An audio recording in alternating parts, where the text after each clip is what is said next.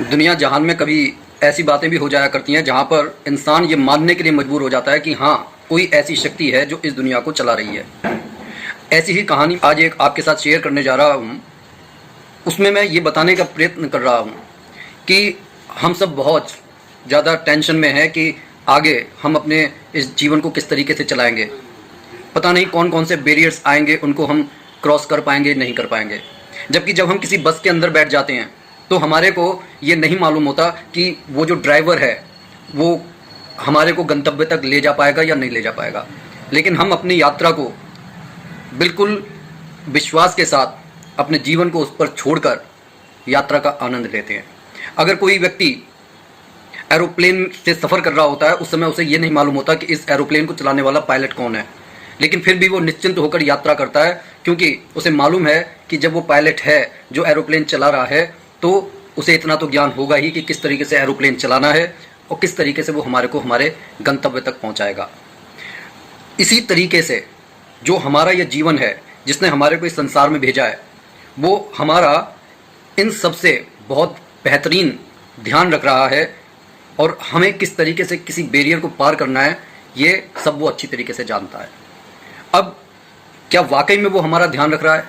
इसके आधार पर एक कहानी ये कहती है कि वो तो हर वक्त हमारे आसपास ही घूम रहा है। दरअसल ये कहानी है मलूकदास जी की। मलूकदास जी एक संत हुए हैं, लेकिन अपने शुरुआती जीवन में वो भी हर किसी की तरह पैसा कमाकर यश कमाना चाहते थे। उनकी दिनचर्या बहुत टफ थी। एक बार उन्हीं के मोहल्ले में कुछ संत आकर रहने लगे। अब सुबह सुबह जब वो भगवान का भजन सुमिरन करते थे, इससे मलूकदास की नींद खराब होती थी।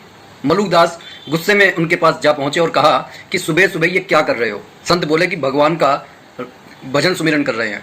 मलूकदास कहने लगे कि भैया इसे बंद करो, मैं खाना कमाने वाला आदमी हूँ, सवेरे उठूँगा तब जाकर कमाऊँगा और 2 रोटी मैं खा पाऊँगा। संत कहने लगे दे तो वो भगवान ही रहा है। कहने लगे वो भगवान कैसे दे रहा है? अगर मैं कमाऊँगा नहीं तो फिर भगवान क्या मेरे को अपने हाथों से आकर खिलाएगा? संत कहने लगे वो तो मार मार कर खिला देता है, आप क्या बात कर रहे हो? मलूकदास कहने लगे कि अगर ऐसी बात है, जब उनकी बहस ज़्यादा बढ़ गई तब मलूकदास कहने लगे कि ठीक है, आज मैं कोई काम नहीं करूँगा। अगर तुम्हारे उस भगवान ने मेरे को मार मार कर भी खिला दिया ना, तो मैं तुम्हारे शरण में आ जाऊँगा और मैं भी भजन सुमिरन किया करूँगा। संत को अपने भगवान पर पूरा भरोसा था। उन्होंने कहा कि जैसी हरी इच्छा। अगले दिन वो जाकर एक घने जंगलों में छुप गया। ऐसी जगह पर छुपा जी जहाँ पर किसी व्यक्ति के आने की कोई संभावना नहीं थी, और वो पेड़ के ऊपर जो है, काफ़ी घने पेड़ के ऊपर जाकर छुप गया।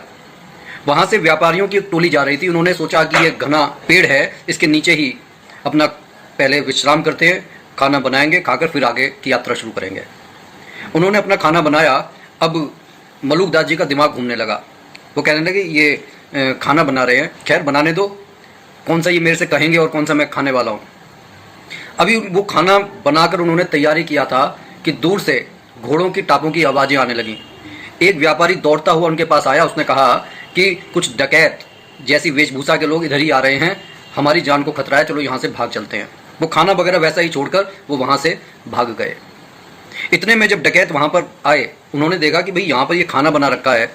तो उन डकैतों के में से कोई एक बोला कि चलो ये अच्छा है कि खाना भी बना रखा है, गर्म भी है, खाते पीते हैं, बाद में आगे जो है अपनी ये लूट के माल का बंटवारा करेंगे।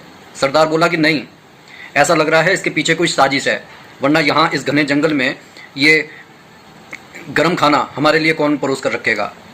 अवश्य ही ये कोई राजकीय साजिश है जिसमें हमारे को कोई पकड़ना चाहता है। जरा आसपास देखो, कोई ना कोई ज़रूर यहाँ पर होगा। अब जब उनके आदमियों ने खोज शुरू की तो पेड़ के ऊपर बैठे मलूकदास मिल गए। मलूकदास जी कहने लगे कि नहीं भैया, ये खाना मेरा नहीं है।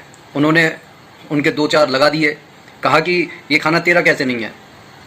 तो हमारे को राजा को पकड़ कर देना चाहता है, अब ये खाना तू खाएगा। कहने लगा मैं ये खाना खा नहीं सकता। कहने लगे अच्छा, ये खाना तो खा नहीं सकता। लेकिन उन्होंने ज़बरदस्ती उसको ठूस ठूस कर खाना खिलाया। अब मलूकदास जी को कुछ नहीं हुआ। तो कहने लगे जब तेरे को मालूम था कि इस खाने में कुछ नहीं है, फिर खाने में इतना परेशानी क्यों दिखा रहा था? तब मलूकदास ने वो सारी कथा डकैतों को सुना दी जो उनकी बहस साधु के साथ हुई थी। और तभी से ये कहा जाने लगा कि अजगर करे न चाकरी, पंछी करे न काम, दास मलुका कह गए सबके दाता राम। कहने का अर्थ सिर्फ इतना है कि अगर विश्वास हमारा दृढ़ हो तो वाकई में परमपिता परमात्मा किसी ना किसी रूप में इस संसार में हमारे को नजर आने लगता है। बार बार मैं एक ही बात कहता हूं कि जैसी हमारी दृष्टि होगी वैसी ही हम सृष्टि का निर्माण कर लेंगे। आज के जितने भी मोटिवेशनल स्पीकर हैं वो यही बताने का प्रयास कर रहे हैं कि अगर हमारे अवचेतन मन ने कोई ऐसा दृढ़ संकल्प कर लिया है जो असंभव भी है, वो कार्य पूरा होकर रहेगा, क्योंकि उस अवचेतन मन को ये भरोसा है कि मैं ये कार्य कर सकता हूँ, आई कैन डू इट। अगर कहानी अच्छी लगी हो तो कमेंट जरूर कीजिएगा। बोलिए जय जय श्री सीताराम।